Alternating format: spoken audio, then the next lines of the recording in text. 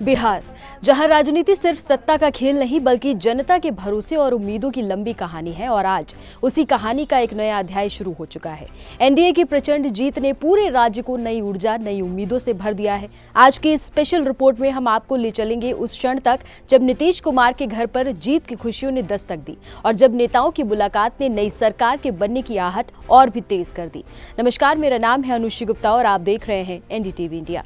बिहार विधानसभा चुनाव में एनडीए की ऐतिहासिक जीत के बाद राजधानी पटना में सियासी तापमान बढ़ चुका है। नीतीश कुमार के आवास पर हलचल तेज है। गाड़ियों का काफिला, सुरक्षा का घेरा और अंदर उन नेताओं की मौजूदगी जिन्होंने बिहार की नई तस्वीर गढ़नी है। ये सिर्फ मुलाकातें नहीं थी, ये उस जनादेश का सम्मान था जिसे बिहार की जनता ने पूरे दम से दिया है। और फिर पहुंचते हैं चिराग पासवान। दरवाजे खुलते हैं और एक लंबे समय बाद एक खूबसूरत राजनीतिक तस्वीर सामने आती है।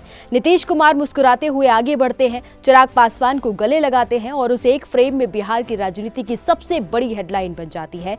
विजय के बाद एकता का संदेश, हंसी मजाक, गर्मजोशी और भरोसे की झलक। ये मुलाकात सिर्फ औपचारिकता नहीं थी, ये आने वाले दिनों की यात्रा की शुरुआत थी। मुख्यमंत्री नीतीश कुमार जी एक बार फिर से मुख्यमंत्री बनेंगे, ये मेरा पूरा विश्वास है। प्रचंड जीत का कारण क्या है और विपक्ष की करारी हार की? विपक्ष की करारी हार का कारण उनका अहंकार है और हम लोगों की प्रचंड जीत का कारण डबल इंजन की सरकार पर, जिसका नेतृत्व मेरे प्रधानमंत्री केंद्र में और मुख्यमंत्री नीतीश कुमार जी बिहार में कर रहे हैं। इस डबल इंजन की सरकार जिसका मजबूती से समर्थन बिहार फर्स्ट, बिहारी फर्स्ट की सोच कर रहा है, एनडीए के तमाम घटक दल कर रहे हैं। मुझे लगता है कि हमारे गठबंधन की एकता पे बिहार की जनता का विश्वास और महागठबंधन का अहंकार उनको ले डूबा है और हमारा विश्वास ने हमें जीत दिलाई। मैं बिहार की जनता को, बिहार की महान जनता को विशेष धन्यवाद और बधाई देता हूं कि जिस तरीके से एक ऐतिहासिक फैसला बिहार की जनता ने एनडीए को एक प्रचंड जीत देकर अगले 5 साल बिहार को विकास की राह पर गति देने की सोच के साथ ये फैसला लिया है। मैं ये मानता हूं कि मेरे पिता जहां कहीं होंगे बहुत खुश होंगे। उन्होंने आज से ठीक 20 साल पहले अपनी मेहनत से, अपने परिश्रम से पार्टी को नई ऊंचाइयों तक लेकर गए थे। विभिन्न कारणों से विधानसभा में पार्टी ने उसके बाद वैसा प्रदर्शन नहीं दोहरा पाई। लोकसभा में वी बीन कंसिस्टेंट। 2014 से निरंतरता में हम लोग बढ़िया स्ट्राइक रेट से हम लोग जीते हैं, बट विधानसभा में वैसा प्रदर्शन हम लोग दोबारा नहीं कर पाए।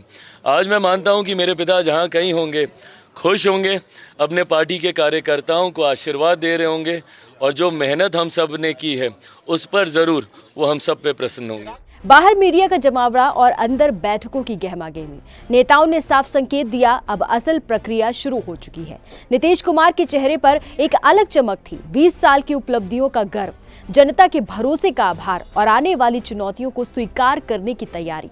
बिहार की जनता ने इस बार सिर्फ वोट नहीं दिया, उन्होंने सुशासन और विकास पर विश्वास की मोहर लगा दी है। इस जीत ने एनडीए के जोश को कई गुना और ज्यादा बढ़ा दिया है। कार्यालयों में जश्न, कार्यकर्ताओं के चेहरों पर खुशी और हवा में सिर्फ एक ही नारा, बिहार बदलेगा, आगे बढ़ेगा। लेकिन इस खुशी के बीच एक जिम्मेदारी भी है। बिहार की 13 करोड़ जनता की उम्मीदें, उनके सपने और उनकी जरूरतें। और शायद यही वजह है कि इस बार सत्ता का चेहरा भले ही पुराना हो पर संकल्प बिल्कुल नया दिख रहा है।